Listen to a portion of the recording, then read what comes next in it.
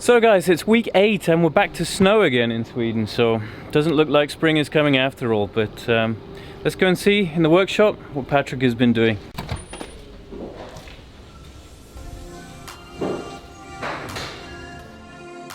We picked up Aurora brand new in 2019 from the factory. The plan was to put our boat on a charter program to help with the costs in keeping her. But after a grounding in July 2020, she has been on the hard ever since. It's now 2021 and things are looking up as Aurora is going into the workshop to be made strong again.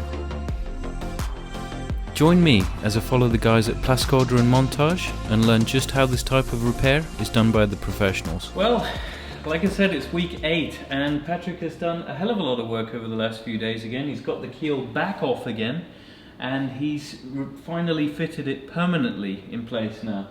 Now the reason why he took it off, as I said before, is so that he could match the exact shape of the top of the keel and the hull with some fiberglass compound there. So now the keel is fitted permanently up there. The epoxy paint needs to be done to protect all the fiberglass. The epoxy's done on the keel actually, and this just needs to be finished off here on the Sikaflex side as well. You may notice there's a few bubbles actually in the Sikaflex here. But rather than messing about with it while the Sikaflex is wet, it's actually easier to wait until the Sikaflex is dry and then just knife all the bubbles off and then just reapply some Sikaflex on top of that just to seal it up again. So rather than me going through and explaining to you exactly what Patrick's done over the last few days, let's go and have a look at those videos he's kindly recorded for me while I've not been here and explain to you exactly what he's done and how he's done it. Now let's continue where we left off from before. Patrick's just dropped the keel at this point and the fiberglass bonding paste is set, so he's just got to rip off all of the masking tape. And now he's preparing to remount the keel, so it's time to mask up again. Here you can really see how that fiberglass compound on the bottom of the hull has really taken the shape of the keel.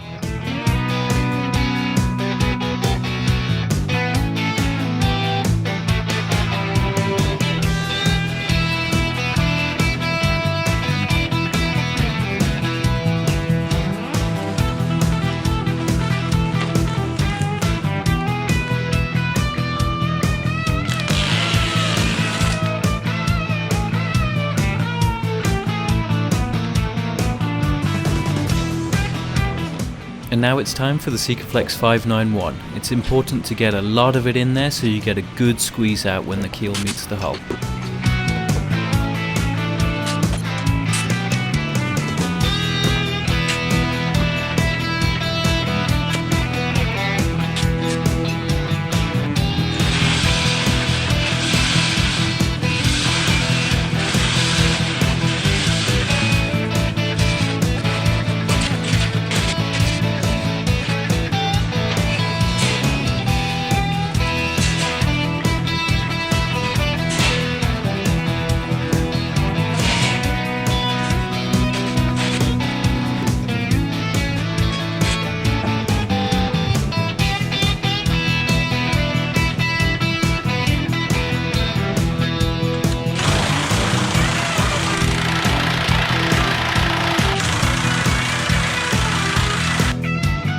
And hopefully this is the last time that keel trolley will ever see that keel.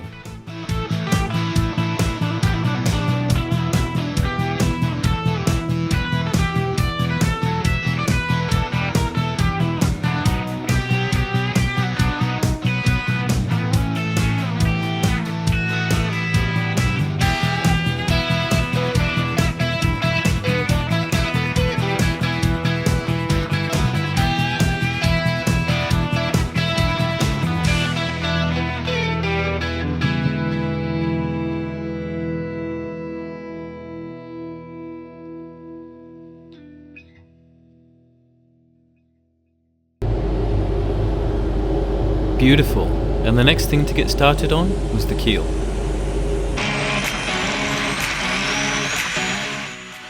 There's not much to be said about this process. First of all, you've just got to grind away all the rust.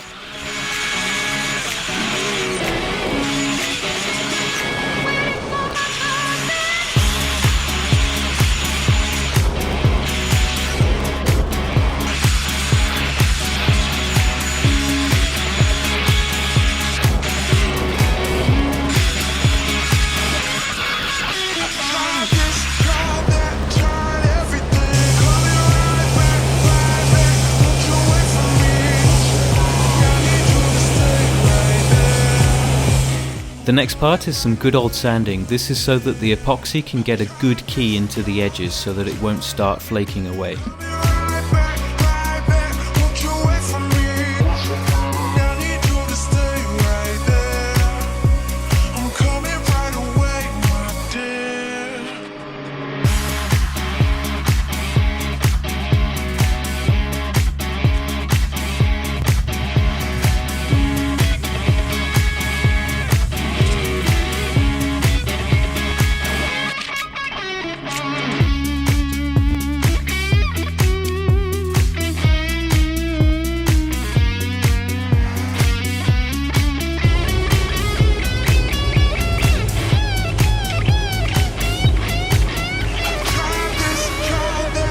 Yeah, so look at the finish here. It's looking really good already. There's still some finishing work to be done here, but yeah, she's starting to look solid again. Patrick has also started the epoxy work on the bottom of the keel, so that's also looking really good as well. I've repaired this before, but it was nice to see Patrick ground it all away again. He's filled it in nicely, and yeah, it's just got to be finished off there. She'll have a nice smooth keel again. Let's have a look at what else is going on down here. Now, I might have mentioned this before, I can't remember right now, but yeah, we just need to repair these bits here. This is unfortunately where the charterers have been against the rocks on the front of the bow there. When we moor bow 2 in Scandinavia, we go quite close to the rocks there. And if you're not careful, the anchor digs in a little bit on the back, a bit more, and the bow creeps forward in a bit of wind. So you just need to be aware of that when mooring Scandinavian style. But that's an easy fix, just a bit of epoxy on the front there. I'm still waiting for the through holes here basically to put through. Like I said, had to order these from New Zealand because they're the long ones, but yeah, it might take another week or so before they arrive. Propeller's done now, that's all sanded off, painted, prepared, ready to go. No problems there. And then, of course, when Patrick's done all the work, I'll need to go around. Maybe Patrick will do that, I'm not sure yet, but we'll just need to epoxy and then anti-foul paint it again. What I'm not going to do is put another coat of anti-fouling on this year, because this boat was only in the water for about 3 to 4 months actually. So this coat of anti-fouling just needs a bit of touch-up. This is the core piece that came out of there, and like I said to you before, this is about 35 millimeters thick now compared to 10 millimeters what it was before. And one of the questions that I got on YouTube actually was how much weight has the repair added to the boat, and I guess it would be between 60 to 80 kilos, something like that, with the amount of resin we've counted and the glass and things like that. Yeah, about 60 to 80 kilos. So overall on a 10-ton boat, it's not actually that much. Look at this, guys. It looks absolutely superb. Now, as you can see, now the keel's been put there permanently. The keel bolts are now on, which is super awesome. But what I'll need to do after a few months of sailing, or a couple of months of sailing, is just check the torque of the bolts as well. Go back and retighten them up just in case they've loosened off in any way. And I'll just take you through a couple of little things I've been doing over the weekend up here. Been doing some cable running actually, and this is the cable running up to the chart plotter. So now we have an HDMI cable and we have a network cable as well, so I can connect the chart plotter to the internet. And they run down through that hole all the way to the stern there, through the stern, down the cable trunking down the side of the boat and into the side there. We'll just go down there very quickly and I'll show you. Directly in here. What the idea is here is to actually install a monitor up here, so that I can both do some editing, because having an external monitor when you're editing videos like this, really important, to be honest. It's like a lifesaver, and it's gonna show a bunch of stuff as well. So it's gonna connect to the Victron stuff, it's gonna connect to the chart plotter as well, so it will mirror the display from the chart plotter to this monitor. It means that I won't be able to control it from here, but we'll be able to see exactly what's going on up there from down here, if anyone wants to have a look.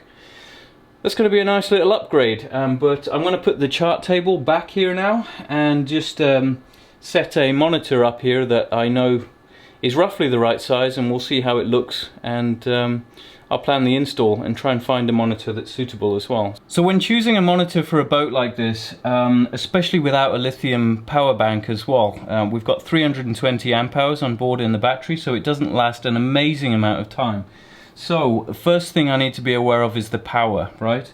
Ideally I could do with a monitor that has a power adapter normally to attach to it, so that you can feed it directly with like a 19 volt input. So then I only have to step the voltage up from 12 volt to 19 volt, and then I can save a lot of power that way basically. And it needs to be the exact right size, and it needs to look good as well. This is more or less what the monitor is going to look like with me holding it one hand here in place.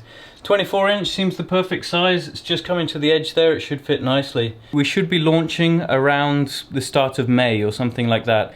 And just a teaser for you guys, actually we're selling our apartment at the moment, and we're not moving into anywhere else for the near future at least. So I think we may be living on the boat over the summer. We'll see. So stay tuned for that one. Anyway, let's come back Friday and see where we are. Well, it's Friday again. You know the score. Let's go and see how the boat's doing. Well, since Tuesday, Patrick nicely covered up the old hole where the old through hull was. This was nice and easy as there was already fiberglass laid on top of the hole, so all Patrick had to do was lay the fiberglass compound inside the hole and then sand it all off.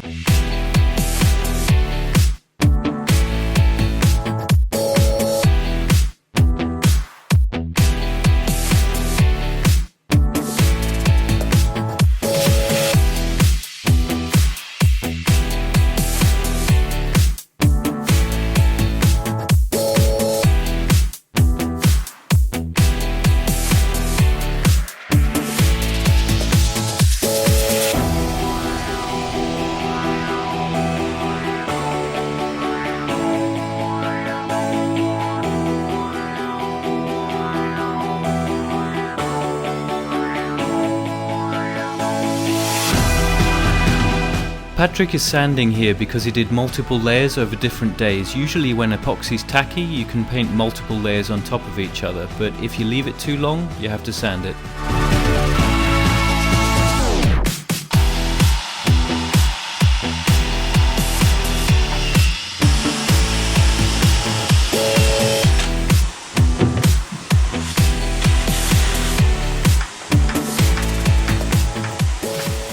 Look at this, guys. There's actually floorboards on the floor of the boat now. I haven't seen floorboards on this boat for a long time, and it's nice to see her coming back together again. A couple of things that Patrick has been doing over the last few days is actually fixing some parts of the kitchen and some bits down here that needed to be sort of fixed back in, because as I said before, when the grounding happened, this whole floor jumped up, and then it kind of tends to ruin the kitchen a bit. So there's some gluing been happening on here to fix some of the corners here, which looks like it's been successful.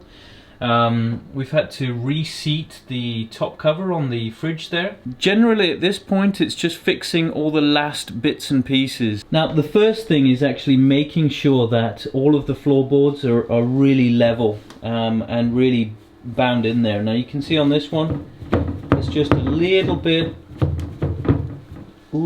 of work that needs to be done in getting these floorboards really bound down to the grid there.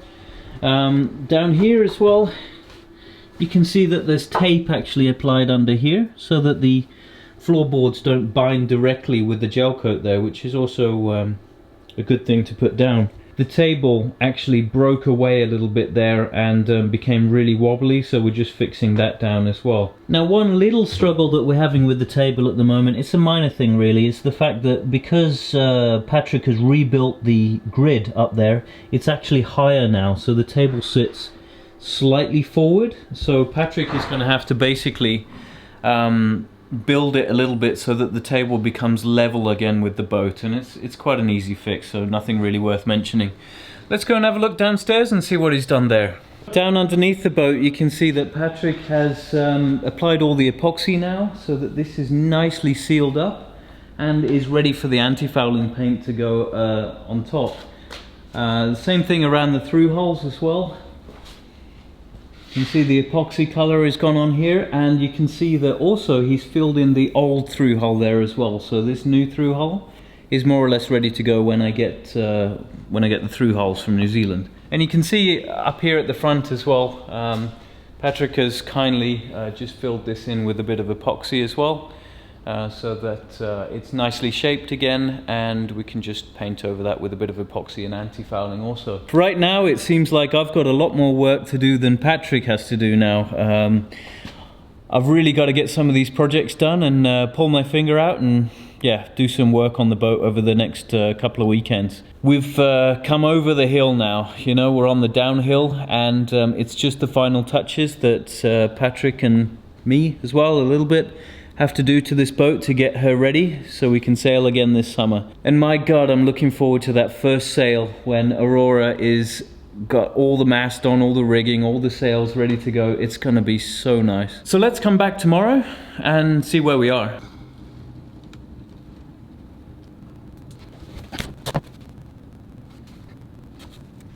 So my first job of the day was actually to bed the cockpit table back down and then bolt it down also. It looked like it was going really well, but little did I know it was going to be the only job I could do for the whole day.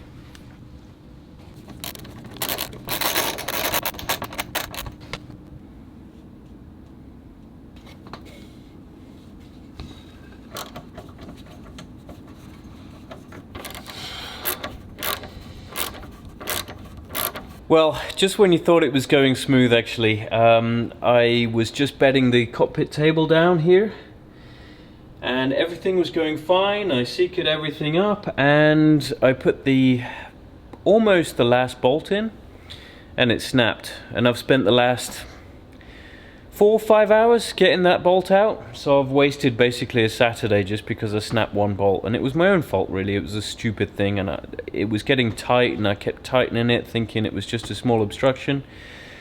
But if you put in bolts in, they should be going in nice and smooth without too much resistance. So lesson learned. I'm probably going to be done at 11 tonight. I'm going to come back down and do some work on the bilge bump tomorrow as well.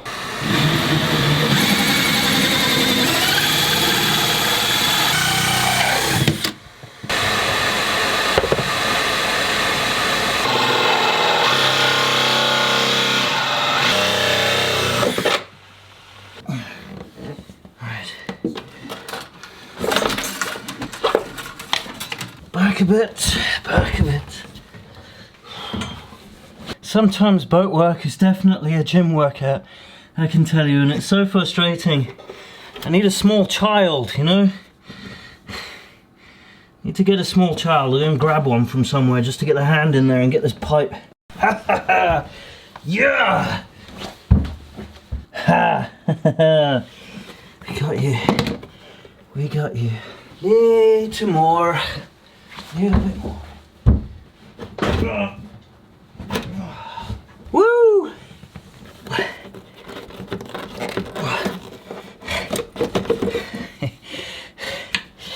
Yes! Pipe for the win. That's the hardest part of the run. Happy days. Well guys, today's Sunday and I've got a huge step further in all the projects that I've got to do. Now the cockpit table is down. It's all sealed there and ready to go. All the cables I wanted are now in place, ready for the chart plotter to put back in place. And you can see that now I've got the bilge pump pipe ready to go, or the bilge outlet pipe rather. That's an 1.5 inch or 38mm pipe, so that should shift a lot of water fairly quickly. And I had to run it under here, underneath the engine, coming out here. You can see down there where it comes out. Now, it wasn't an ideal location for it to come out there because I didn't really want to cut that big of a hole there, but that's just the way it was. But yeah, it runs straight the way out with the other pipes out the back, and that's ready to be installed properly. I've just got to do the through hole on the back. And you can see down here now, my Anchormatic installation is ready to gel coat as well. It's going to be interesting there because I actually epoxied that in with West Systems epoxy. So we're actually going to try and put gel coat over the top of it, polyester based gel coat obviously.